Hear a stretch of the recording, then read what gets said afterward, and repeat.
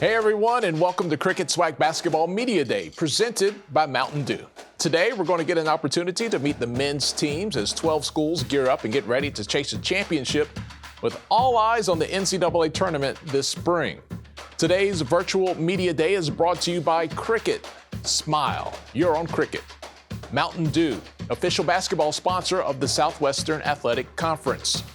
General Motors, official sponsor of the Southwestern Athletic Conference. Rocket Mortgage, for an expert partner to help buy your new home, Rocket can. Home Depot, the Home Depot's Retool Your School is powered by purpose. Vote today on Instagram, Twitter, or retoolyourschool.com and help upgrade your HBCU. Academy Sports and Outdoors, official sporting goods and outdoor retailer of the Swac. Nike, proud sponsor of the Swac. Let's quickly take a look at the 2022-2023 predicted order of finish. Starting from the bottom, working our way to the top, Mississippi Valley State, UAPB, Arkansas Pine Bluff, Alabama State, Alabama A&M, Bethune-Cookman, Jackson State. All right, let's look at the top 6 predicted order of finish. Grambling State, Florida A&M, Prairie View A&M, Southern picked to finish 3rd, Alcorn State picked to finish 2nd, and the defending champions predicted in 1st place is Texas Southern. Your preseason all-SWAC team selections, starting with the 2nd team. Dominic Bruton, Alcorn State. Jeremiah Gambrell, Prairie View A&M. Keandre Montgomery from Alcorn State. Bryson Etienne, Southern University. And John Walker III from Texas Southern. On the 1st team, Joe French from Bethune-Cookman. Tyrone Lyons from Southern University. Cameron Christian from Grambling State. Garrett Hicks, Alabama A&M. Carl Nicholas, Texas Southern. Your preseason Defensive Player of the Year, Carl Nicholas from Texas Southern. And your preseason Offensive Player of the Year is Joe French from Bethune-Cookman. Okay, before we start talking about who will be the last team standing this spring, let's remember we have not even made it to winter yet. So let's not get ahead of ourselves, but winter is coming. Before we meet the teams, we have some pretty big news to share with you guys as well today. 2 of our schools have a really big announcement to make along with the NBA. So let's give it to you directly from NBA Deputy Commissioner Mark Tatum. Hi everyone, I'm Mark Tatum, NBA Deputy Commissioner and Chief Operating Officer, and I am honored to join you all today to make a big announcement. But first, I want to recognize the entire Southwestern Athletic Conference, including the institutions, athletic directors, teams, coaches, support staff, and the student athletes for the work they put in every day to showcase the rich culture, history, and deep significance of HBCU athletics. It is an awesome tradition that these institutions carry in preparing young people to make a difference in our society. Last season, NBA All-Star Weekend in Cleveland featured the first ever NBA HBCU Classic between MEAC rivals Howard University and Morgan State University. Now, it's the SWAC's turn.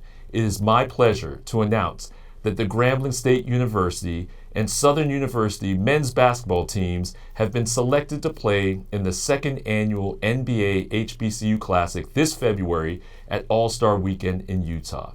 You will represent your school and the SWAC on one of the biggest stages in basketball, and we know that you will make us all proud.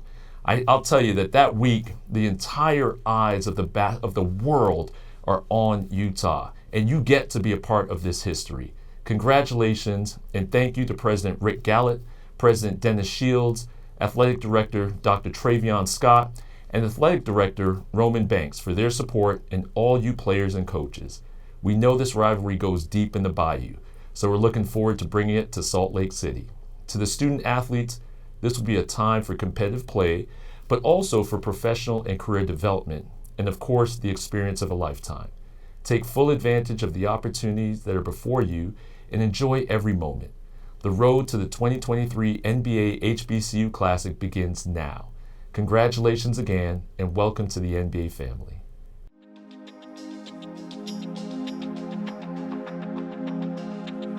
So glad that so much light has been shined on HBCUs and what they've done, because the schools have such great history. Having the opportunity to coach, where can I make the biggest impact? I don't think I could have had that type of impact if I wasn't at an HBCU. Well, y'all go out here, hoop, have fun, and take it all in. This is y'all's time, y'all's moment, y'all deserve it.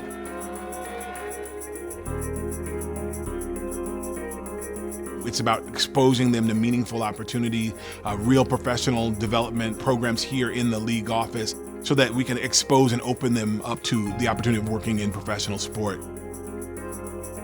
This is a once-in-a-lifetime opportunity. If you want to get into the NBA and if you really want that insight of how business is ran, great, you should really consider it.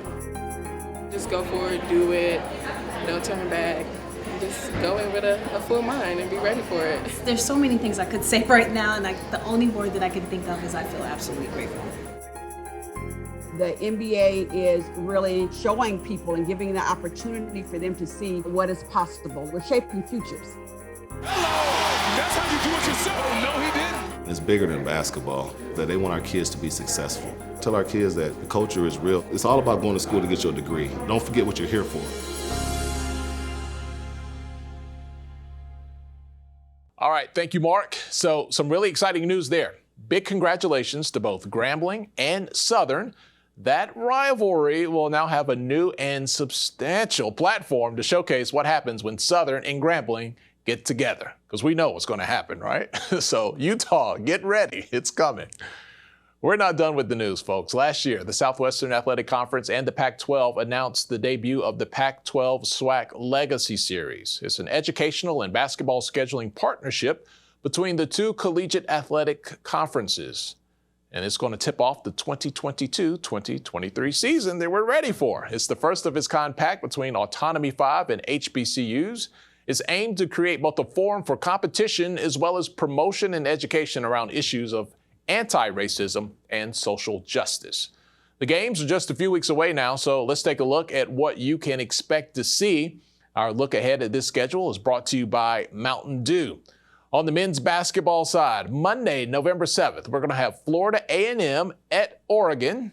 On Thursday, November 10th, it's Alabama State at USC. Friday, November 11th, Southern is going to be at Arizona. Also on that Friday, Colorado at Grambling State. Sunday, November 13th, Arizona State at Texas Southern. Tuesday, November 15th, Washington State at Prairie View A&M. All right, let's flip over to the women's side now. Friday, November 11th, Grambling State at Arizona State. Sunday, November 13th, is Prairie View A&M at Washington State. Monday, November 14th, Oregon at Southern. Thursday, December 1st, Utah at Mississippi Valley State. Wednesday, December 14th, Texas Southern goes to Arizona. And Sunday, December 18th, day after the Celebration Bowl, we'll have FAMU at California. All right, time now for some meet and greet action. Let's take this time to get to know the 2022-23 edition of your favorite Swac squad. We're going to start with Alabama A&M. We're going to go in alphabetical order. All right, that's how we're doing it here. Brand new coach Otis Hughley Jr. He's the new man on the hill for the Bulldogs. Well, I think conference-wise, it's probably a new day that's been dawning for maybe some time now, just unawares with the influx and infusion of really experienced basketball coaches. Not that it hadn't been in the past, but we do stand on the shoulders of those that came before us. And in keeping with that, we're hoping that we have this program pick up where it left off, playing really good basketball at the end, led by a few players that are really familiar with the conference. Well, with a lot of new players coming in this year, we just, worked on, chemistry. It's our first year playing with each other, so just getting reps in, conditioning, shots, a lot of practice time, and getting used to Coach O as well. So I think with that being said, I think this year we have a great chance to compete. Well, my lineage is probably specific. Everyone has one. Dr. Naismith, John McClendon, Ben Jones, Van Pettaway, now me. We pretty good. Yeah, that's a direct descent. Yes, sir. I won't have any peach baskets, but we'll still comply. We'll still comply with the progress and envisioned and intended from the outset. We're gonna play fast. I'm sure you hear most say that, but we're gonna pressure from the cafeteria to the kitchen to the bathroom and get back on the bus. Hopefully you think you played against 9 people at a time, not including the officials. But we're excited about the possibility, and we're real geared up emotionally, mentally, psychologically to make this run at trying to be our very best. Second follow-up question I have is about some players. Garrett Hicks, do you have him back? I believe he's still on the roster. And then maybe talk about a couple of pieces that you've added to the team. I'm talking about Garrett. That's my Steph Curry. I want everybody to think. I got you. No, we're excited about the possibilities. Hopefully we have enough pieces to complement them, despite getting at it so late, where they can't just target him defensively. They're gonna have the game plan for more than just Garrett, which will free him up, which is a dangerous thing for other teams. To have him now, be everything that he can be. I mean, he shot 36%, and every game plan was targeted for him. How do you do that from 3-point line? That's pretty impressive. But what it did is it gave him some exponential OJT to be center stage for that kind of freedom. And it's going to be fun to watch. I'm really excited to see what the Lord does on that young man's behalf. Alabama State has a new coach leading its program this year as well. Tony Madlock comes over from South Carolina State to Montgomery. Let's get to know more about the new look Hornets.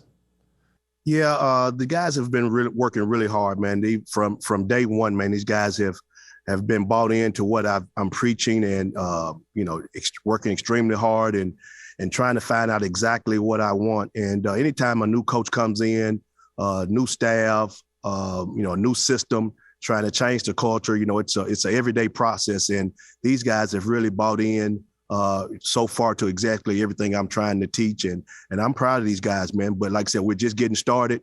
Got a lot of work to do to change the culture and to try to turn this program around. My biggest expectation is, of course, winning the Swac. That's really the main goal, main reason that we're working this hard to build, to win the championship.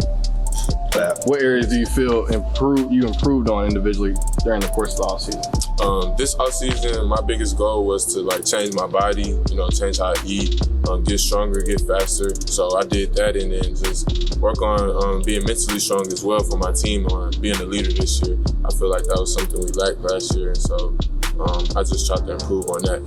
And also my jump shot, being in the gym, getting a consistent jumper. So yeah.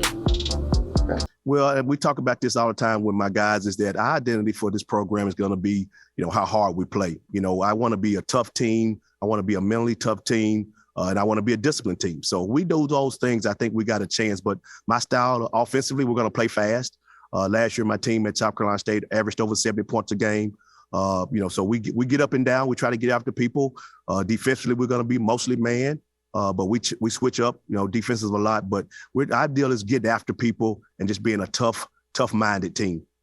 Yeah, it's going to be a tough climb. Anytime you think about you have a program that hasn't won, in a long time. So to have a winning season, we got to find a way when you got to go on the road for For 12 of your 13 non-conference games, you got to go on the road. So anybody, and I think anybody in our league knows that's tough to do, man. In college basketball, when you get on that road, it is tough. It is tough. So to start is, we've got to try to build that culture on, find a way to win some of those games. We understand that, you're going and playing these bye games, but you got to find a way to win a few of them, because, you don't want to be, 0 and whatever going into SWAC play, so you got to find a way to win a couple games before you get in the SWAC play. So, but it just starts with the culture, man. It's in finding guys and telling guys, hey, man, it's all about winning. What can we do to win games? And so that's what we're about right now.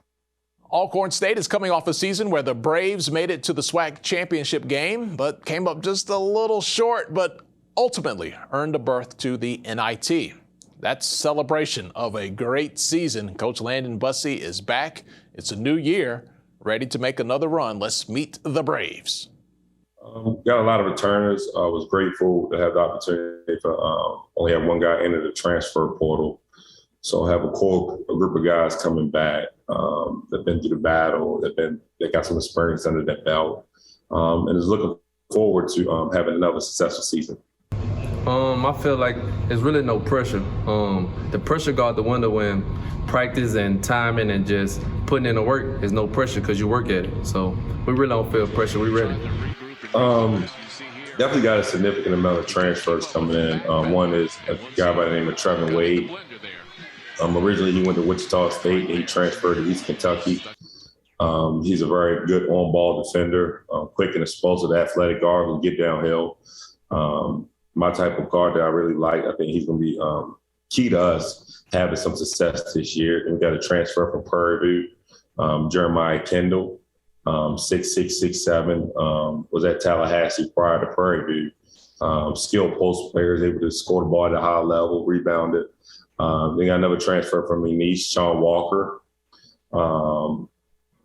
Redshirt last year at McNeese, 6'7", 6'8", big, strong, physical guy, able to score the ball on the block. He's going to be huge for us this upcoming season. He's a guy we get the ball to on the block. He's able to go get a basket or facilitate and get guys involved as well. So he's very skilled, have a high-level IQ. Then we got another transfer from Jackson State, Daryl Jordan, 6'7" post player, plays hard, athletic, physical, bruiser type of guy.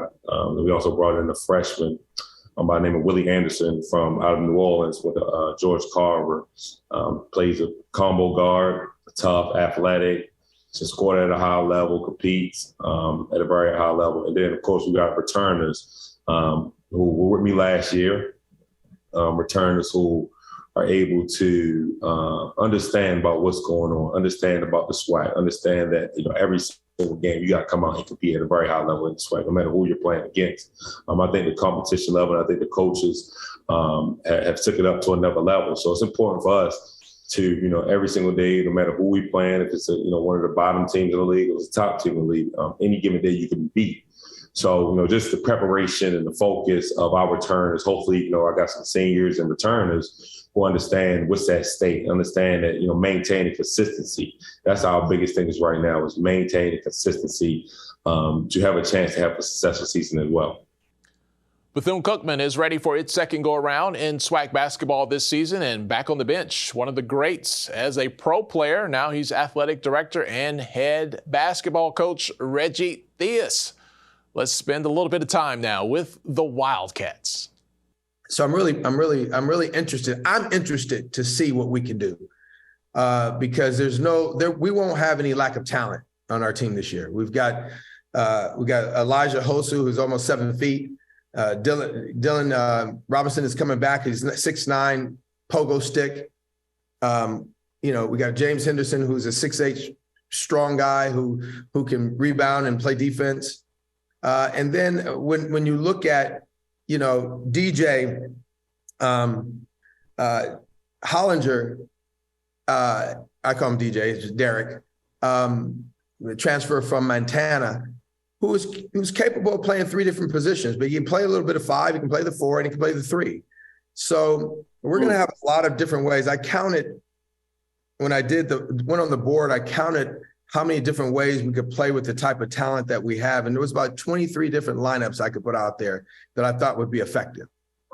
So that's a great thing for me. And, because, you don't know who's going to get hurt. You don't know what's going to happen.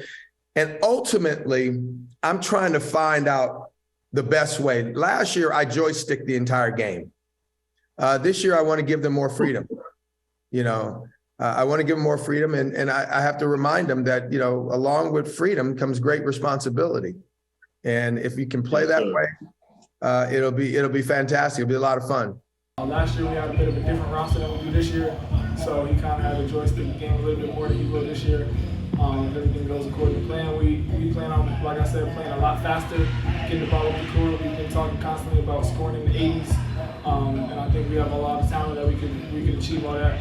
Last year we only had one center on the roster. We had a lot of depth at the big position. We got some guard play. We got our core back, and this is the first time for me and a lot of my teammates that we get to return the same core of guys that we had our first year. So it'll be our first time being able to play with the same core 2 years in a row. So we're just excited to build on the chemistry we built last year. We didn't know anybody on the team last year until we got to school in August, so we got a big jump on that. We had a great summer, and we're going to be looking forward to play fast in the 80s. And Coach Diaz, he's been everywhere I want to go as a player, so it's just important that I can soak up a lot of knowledge from him. He's a great scorer. He has a mind of a scorer, and he's done a great job ingraining in me how to be an all-around scorer as opposed to a shooter. I'm just really excited to be going with you guys. I think we can accomplish everything we sought out to. Florida A&M finished with an 11-7 record in its first year in conference play last season. Robert McCollum, he's back on the sidelines again, ready to lead the Rattler attack. Spend a few moments now with FAMU. Well, anytime you get started for a new season, it's always a time of optimism and excitement. And so still, it's nothing like the first day of classes in the fall. It's nothing like the first day of official practice, which was yesterday for us. So we open up, we're excited, we're optimistic, even given the challenges we have of trying to bring 9 new players into the fold. And we know the challenges that lie ahead, non-conference, as well as another exciting, challenging Swac season. Besides myself, the player I think fans should look out for this season will have to be Jordan Tillman. From his playing style to his off-the-court activity as far as dressing, I feel like his playing style and dressing really go together, and it really fits his character. And I feel like people will be pleased with trying to follow him. So as you know, each team is different. This will be perhaps the most inexperienced team that we've had since my first year here, the 17-18 season. So, you look forward to each year from a coach's standpoint of just trying to figure out what does each team have to do to be successful offensively and defensively. And so we won't have a player the magnitude of MJ Randolph. He chose to pursue the professional route, but yet we will be more of a team that would do it more by committee. We're capable of having, 4 or 5 guys that will average double figures, as opposed to being able to rely on a guy that we can say right now he's going to give us, 15 or the 18 a game that MJ Randolph gave us. Grambling State University has high hopes for its basketball squad once again this year. Dante Jackson last season led his squad to the semifinals of the Swac tournament and is looking for even more this year. Let's go now to the G-Men from Grambling. It's the one thing about our team, we have some familiarity and we have some new guys. Good thing is we're returning 9 guys that was either a part of the program or redshirted last year. So as any season, a lot of excitement, a lot of optimism. And, it's going to be some challenges ahead because, of course, we're going to play a tough schedule. And then night in, night out in the Swac, you got to bring it. It's a tough game every night. Me personally, I feel like I have developed my leadership skills during this offseason, being a 5th-year guy and being one of the older guys on the team and developing that leadership role. That's one thing I've really been working on this offseason. Well, Cameron Christian, what can I say, man? He decided to come back for that COVID year. Incredible young man, better person than a basketball player, and that's saying a lot. Cam's been one of the guys who come in, night out. He's one of the guys that you want to build your program around. He up early in the morning getting shots up, never late to class, taking care of business, at night, in the weight room, coming back at night getting shots up. I expect Cam to play a major part of what we do. He's been our lead scorer the last couple of years, and I expect him to be somewhere around there again. And then we have returning our point guard, Michael Milton, which is big, to always have some continuity at the point guard, and returning Shondarius Coward. So to be able to return our basically backcourt at the 1, 2, and 3, kind of big for us. And then being able to add some bigs with John Akou, a transfer from Stephen F. Austin, Cartier Gordon, the transfer from St. Louis. I think it's going to be able to give us a good front court and back court mixture. And then late, we added 2 kids from my hometown, Terrence Lewis and Rashawn Cotton. And I think those would give us some help with the guard positions also. A familiar face in the Swac is now running the show for the Jackson State University men's program. Former NBA world champion Mo Williams is back in his hometown of Jackson, Mississippi, after making the jump from Alabama State to Jackson State to take over the Tigers program. Well, absolutely. I got a great group of guys. Started working yesterday officially. We're pretty solid at every position. We have really good point guard play. We have some long wings, which I like, 6'5", 6'6". And we have some forwards that can get it done, multiple positions inside out, long and athletic. I run a complex offense that these guys are picking up really well, that'll do well for us down the stretch of games. And we're aggressive defensive team where we make you score through us, not around us. And that's kind of our culture. The team, we improved in many different spots, but the main thing we improved on, I think we bonded well together very quickly because we have a very new team, a lot of new players. So we bonded very quickly, and then we picked up our offense like our scheme. We picked up that pretty good. It's been tremendous, to say the least. Me being from here, me growing up, just, being a Tiger. My mom and my dad both attended Jackson State. My brother attended Jackson State. I have a host of family members that has attended this university, and I just grew up around it. Just to answer your question, just coming back, just me going to the grocery store, me going to grab a bite to eat, just those interactions that I have with just people that not only know Mo, but you'll notice they know Peanut. So I go places. What's up, Peanut? It's a different feeling. It's a different environment, and it's a lot of support because it's a lot of excitement around our program.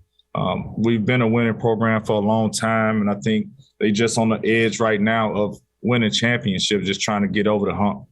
You had one in Alabama State. Are you going to play similarly at Jackson State, or because of this roster construction that you have, will it be different as you alluded, not playing fast, playing quick with some pace? Well, talk a little bit more about what that looks like. Well, that's the beauty of recruiting, right? You want to recruit guys that fit your style, and that's what we went out to get guys that can fit our style. We run a complex offense, so we have to recruit guys that has a basketball IQ, that can remember things, that can execute things. But we like guys that can get up and down the floor and run, because like I said, we don't like to walk the ball up the floor. We don't do those type of things. We like to get it and go. So we need guys that can obviously play fast. And when I say fast, I mean quick. And I use fast as a word, but I mean quick. You don't want to be too fast when you can't think and play. If you're quick, you can always react. So for us, it's about executing down the stretch. We harp on executing down the stretch, and I use this analogy to my guys all the time. A basic offense that you run, you're probably going to, in a game, you're going to run offense maybe 15 to 20% of the time. Outside of that, it's rebound outlet, you in fast break action, broken plays here and there, and you got to make something out of nothing, or you just got to read and react. But typically down the stretch, 5 minutes to go, 6 minutes to go, you got to be able to execute. You got to be able to not turn the ball over. You got to be able to set great screens. You got to be able to come out pin downs. You got to be able to set your man up on a pick and roll and hit the man on the roll. And defensively, you got to be really, really sound. So we spent a lot of time on really being able to execute, being able to know where you're supposed to be in different spots. But the great line in there is being able to just play basketball and not be robots. It's a new beginning as well at Mississippi Valley State with a name that's already in the record books in Itabena. George Ivory, who still leads the basketball program as its all-time leader in steals and assists, is back home where he starred as a player. The 1988 Delta Devil graduate returns as the 12th coach in program history. Just think that you'll see a very exciting brand of basketball here at Mississippi Valley State this year. We have some great young men has came in this program and some that has stayed here. We have a lot of tradition here at Mississippi Valley for its basketball. Might not have seemed like that the last couple of years, but we've had some great basketball teams. That's what we're trying to build right now. Not only basketball, but a great academic background for these young men as well. Some of the areas I improved on during the offseason is being vocal, being a leader,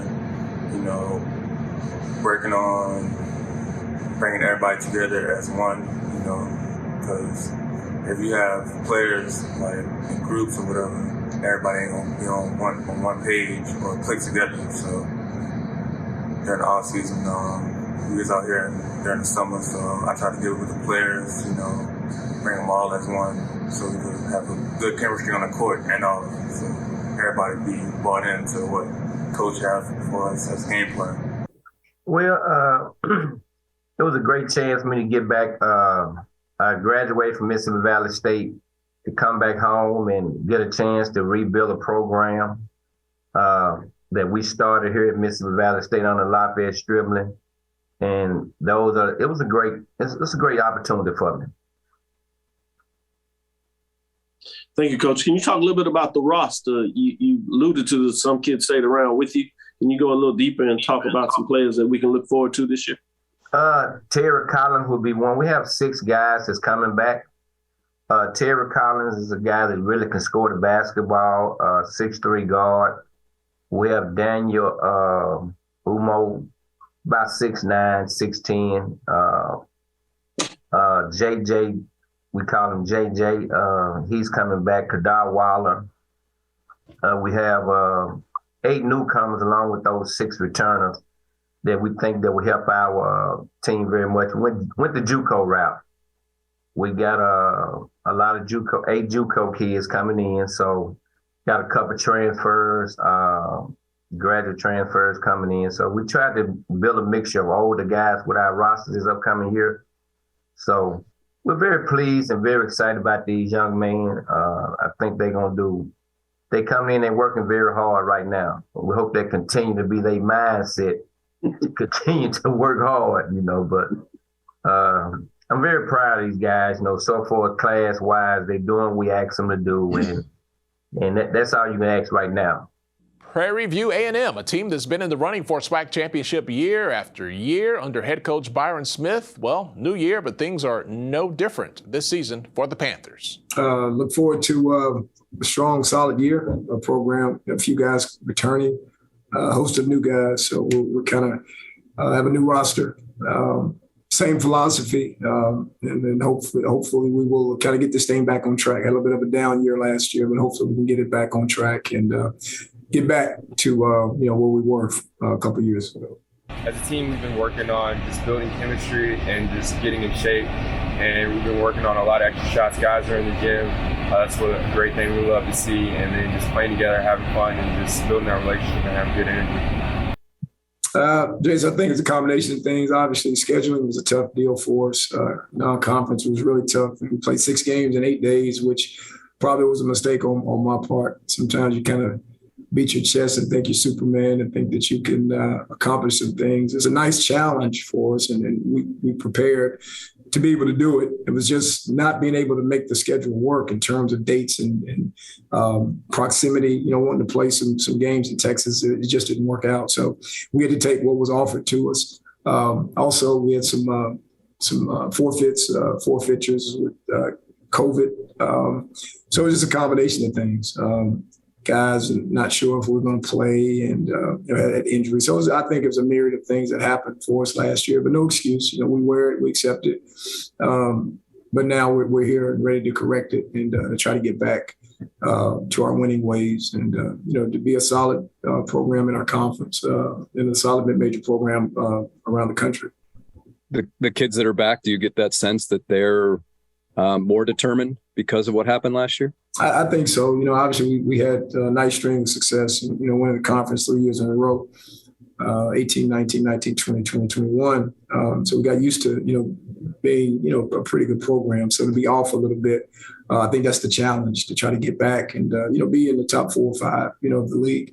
Have a chance to do well in the conference tournament, maybe have a chance for postseason play. So definitely some challenges. They feel challenged. And the guys that we've recruited to come in, I think they feel challenged because most of those young people have transferred in, something to prove, a little bit of a chip on their shoulder. So I think with the kind of season that we had last year with our returning guys and the new guys that are coming in, I think there's a single-minded focus and a oneness that we've developed from the summer and throughout the early fall practice. So we feel really good about going into the season and think that we can get some good things accomplished as a group this year. Southern University and Sean Woods back for another season on the Bluff, 12-6 in Swac play last year. So let's kick it a little bit now with Coach Woods. Well, good thing is, last year we started out really, really good and just had a bad 2 weeks. For whatever reason. And I thought that just came with sometimes you can have a great year and you don't have the experience of continuing success. You forgot what got you there. And I thought a little of that happened to us a bit. It wasn't from an effort standpoint. It was just, we were averaging 70-some points a game and all of a sudden there became a lid on the basket. And hopefully that would change this year. We lost Jaden Sadler, but I thought we made some great additions, not to replace Jaden Sadler. We're going to be a little different, but more exciting and a little more different than we have been. The good thing is we got a lot of those guys back from last year. We got Ty Lyons back. We got Breon Whitley back. We got everybody's back, important pieces except for Jaden Sadler, and we had some great additions. So I'm looking forward to that. But it's been a great summer, been a great off season. Guys are eager to finish some things, and the attitude's been great, and it's just been so refreshing being around these guys every single day.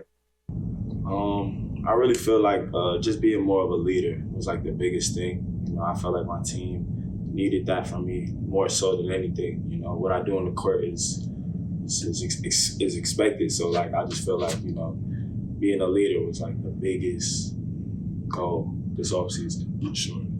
We got a great addition coming from the team that won it last year. Right. And Bryson Atinier coming from Texas Southern, and just like Coach just said from Prairie View, he's been well coached. He's been at a place a long time, and just like my guard Jaden Sadler, just wanted a different site and a different style of play. And we were fortunate enough that he chose us.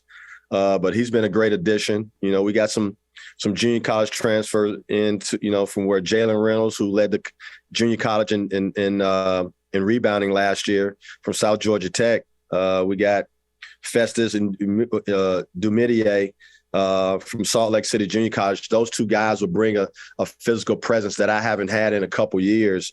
And it's got me very, very excited from a rebound and toughness standpoint. You got also new is Jarion and Jalen Reynolds from Pearl River Junior College. Those two guys they just breathe winning. They in 3 years in junior college because of COVID, they've only lost 5 games, 5-6 games. So they bring a different mentality that I like. You know, they've been more my type of guys than I've had in a long time, just naturally.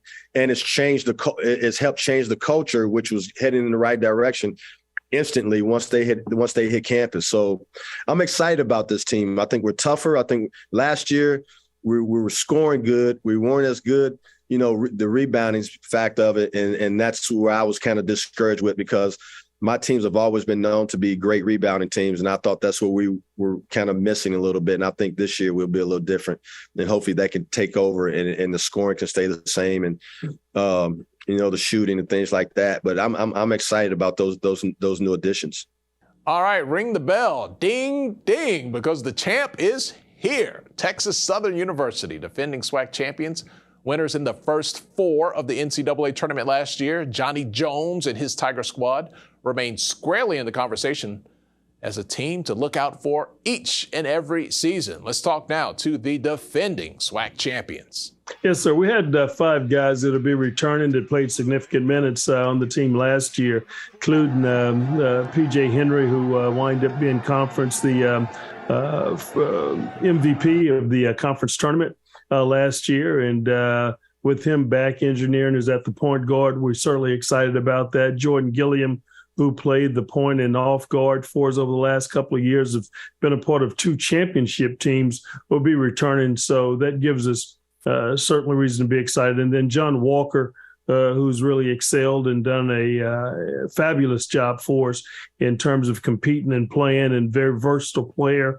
back with us. So, and then Carl Nicholas, who we felt been playing at the center spot, been certainly an energy bunny for us, and tremendous defender inside, can finish, plays extremely hard. We feel like we have a great nucleus and a combination of guys that's going to help us. And then we're hopeful the guys that we recruited, we had 2 new faces will be coming in this year that we feel that will help us. And then we had 4 guys sit out last year in terms of redshirting that we feel that will come in and impact our basketball team and have us competing at a certain level that gives us reason to feel as though from what they did last year against our guys, that experience, I think, is really going to help them coming into this season. I think my expectations this season is to be as polished as much as I can be at this point. And playing so long in college, I just want to make sure I'm doing all the little things right,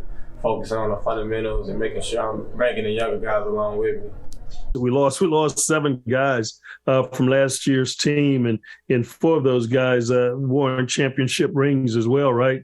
And 2 of those guys were 4-year players for us, and was on one of those teams that helped us win a record-breaking number of games in one season. So we lost some experience last year, but at the same time, the nucleus of guys that we have returning on this team, we feel like they're going to probably be playing more minutes, something that they enjoy doing. But I've always liked, as a coach, having that type of depth, breaking their minutes up and having other guys in there playing, and it really keeps guys fresh. We'll have to be in a certain type of conditioning possibly than we were in the last couple of years. And guys that we have on this team will probably expend more energy, play more minutes than they have in the past. But I love the nucleus of guys that we had sitting out last year, and our 2 new recruits, incoming guys that we had that are going to play minutes as well. That's really going to impact this team.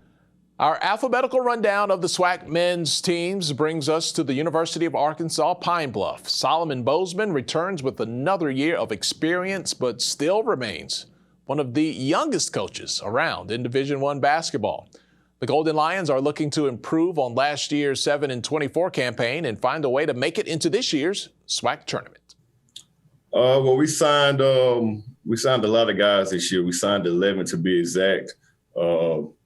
Five transfers and 6 freshmen, which we're excited about. I got the job late last year, so, I thought it was very important that, that our staff come in and recruit, the players that fit our system and our style of play.